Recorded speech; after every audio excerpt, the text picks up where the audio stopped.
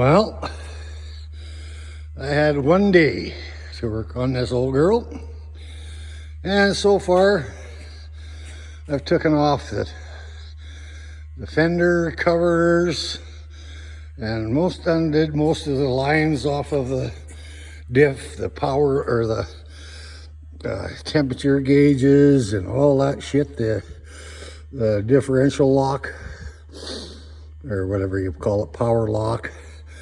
Now I'm just working on taking the tires off. I got the back axle tires off. I've got it blocked up here so that we're all good. And from here on, I'm going to take the other axle off. I will take this axle, the back housing, right out so that I can get at the back of that other one a little better. But for now, we'll experience, try to get these off here to make sure I can get the worst case scenario is the U clamps. I'm thinking I'm going to have enough room to get underneath there with my 3/4 drive. If not, we will cut them off and make new ones. I'll probably do new ones anyway. Everything looks pretty good. Yeah, like I say, this is I would have liked to have taken the fifth wheel plate off and stuff, but I got a phone call from I'm gonna have to take that all off too.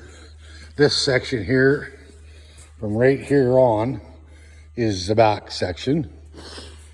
We'll get these off. They look to be rebuilt anyway. And then we'll work on them bolts and pop her all off there and then take the winch at the same time. Headache rack and all that stuff. And then, but I've got till Monday to get these two diffs out and take them to Red Deer to the shop where the new diffs and a new differential, the new banjos and the new differentials, and doing all new brake drums and all that stuff. And yeah, this will go to Westhawk after I'm done taking the cab and everything else off too. I think I'll take the fuel tanks and just everything I can possibly think of, so that when that frame goes to the welding, to the spray paint joint, they will sandblast that baby. I'll be taking this off the back here too, the live roll, and all that getting right down to the frame. I will take all the air lines and all of the power lines and stuff out, but for now, we're just gonna leave that in there till I get the cab and everything off. When I did it on the old Freightliner, I kind of left them in how they came apart. I just undid from the valve there and wired them so that I put little colors on them so I knew which hooked up where. And when I came back to do it all, I mean, you can only imagine what that's going to be like if a guy can't remember all that stuff. And we're looking at probably 3-4 months down the road. In a way, that's part of the reason I'm doing all this, is so that all that is just like brand new again.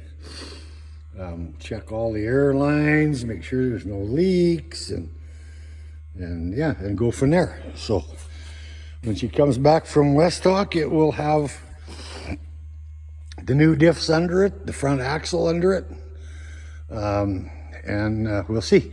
If I don't have to change the frame rails, that's fine, that's even better, but we'll see. Beautiful truck, beautiful truck. These old mechanicals she goes every day. She don't miss a beat. Same with my old Freightliner, she goes every day. No, it's not a fancy looking thing by any stretch of the imagination, just clean, and it's in good shape. All the guys are just impressed. It's a 34-year-old truck, and some of the framing is better than the new ones that have only been out for a couple of years. Anyway, yeah, just upgrading all this stuff. They'll have to be all replaced. It's just been too many fat guys like me walking on it, I guess. But yep, slow and steady wins the race. Put the pressure on me to get these diffs out, but I should get her. If I have to, I'll have to have some help. But for now, here we go.